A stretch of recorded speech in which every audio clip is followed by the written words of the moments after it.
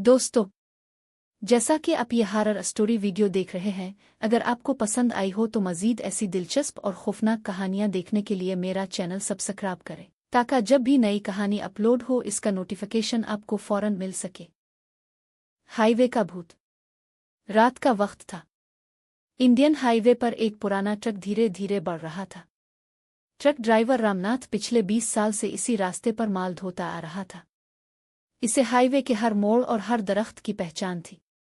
मगर इस रात कुछ अलग ही था। आसमान पर बादल छाए हुए थे, बिजली की कड़क गूंज रही थी और सड़क पर हल्की हल्की धुंध छाई हुई थी। रामनाथ ने सिगरेट जलाई और रेडियो ऊंचा किया ताकि नींद न आए। मगर अचानक रेडियो से आवाज बंद हो गई।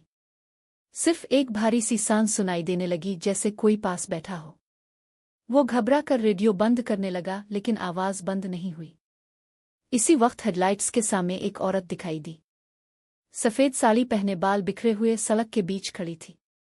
रामनाथ ने घबरा कर ब्रेक दबाए। ट्रक जोर से झटका खाकर रुक गया। औरत आहिस्ता आहिस्ता ट्रक के करीब आई। इसकी आंखें सारुख अंगारों की तरह जल रही थीं। इसने कान के पास झुककर सरगोशी की। मुझे घर छोड़ दो। रामनाथ के जिस्म में झुरझुरी दौड़ गई। वो सोचने लगा कि अगर भगा दिया तो नुकसान होगा और अगर बिठा लिया तो न जाने क्या हो। लेकिन न चाहते हुए भी इसने ट्रक का दरवाज़ा खोला। औरत खामोशी से अंदर बैठ गई।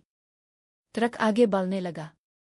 औरत बार बार एक ही बात दोहरा रही थी, मुझे घर छोड़ दो, मेरे बच्चे इंतजार कर रहे हैं।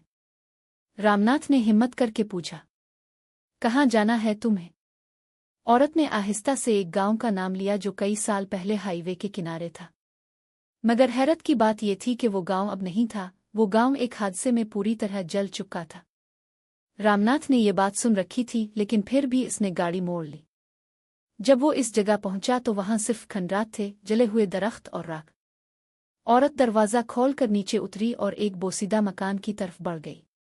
रामनाथ ने खौफजदा होकर देखा कि जैसे ही वो मकान के दरवाजे में दाखिल हुई, पूरा घर आग के शोलों में लिपट गया और औरत की चीखें फिजा में गूंजने लगी। रामनाथ डर के मारे ट्रक स्टार्ट करने लगा, मगर ट्रक का इंजन बंद हो गया। पीछे से कदमों की आवाज आई। औरत फिर वापस आ रही थी, मगर अब इसका चेहरा जला हुआ, आंखें खोखली और हाथ खून में भीगे हुए थे। वो ट्रक की सीट पर बैठते ही मुस्कुराई और बोली, अब ताव भी मेरा साथ देगा। अचानक रामनाथ ने महसूस किया कि इसके हाथ और पांव सुन्न होते जा रहे हैं। ट्रक की हेडलाइट्स बुझ गईं और पूरा अंधेरा छा गया।